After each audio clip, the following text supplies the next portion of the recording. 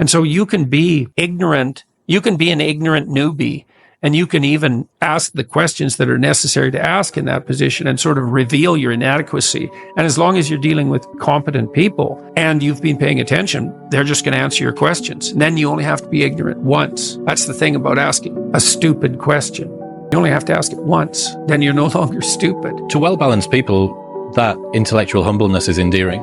Right. Really endearing.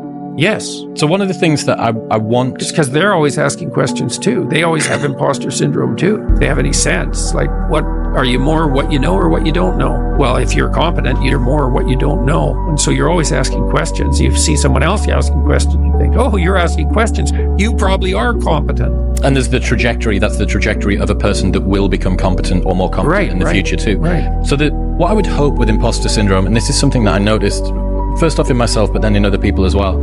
I've bro-scienced my way into something called imposter adaptation.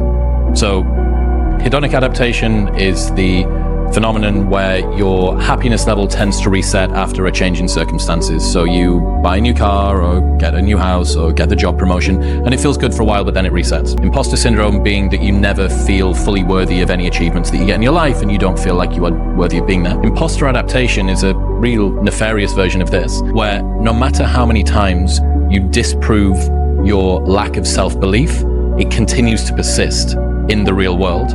There is a kernel of truth in this, because of what you said, if you're trailblazing, if you haven't done this thing before, but you also have to think, well, how many times have I done something analogous to this? How many times have I done something that's kind of like this, but not quite this? Yeah, well, people who are high in trait neuroticism are more likely to feel that way, because neuroticism is the negative emotion personality trait, and it's an index of sensitivity to threat and punishment, essentially. So imagine that it's very difficult to calibrate how many units of physiological preparedness you should manifest per unit of threat, right?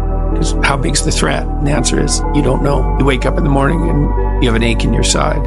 Is that nothing? Or is that the cancer that's going to kill you in 6 months? And it's pretty low probability that it's the latter, but the probability is not zero. So why shouldn't you be panicked out of your mind? And the answer is, some people are. And sometimes they're right.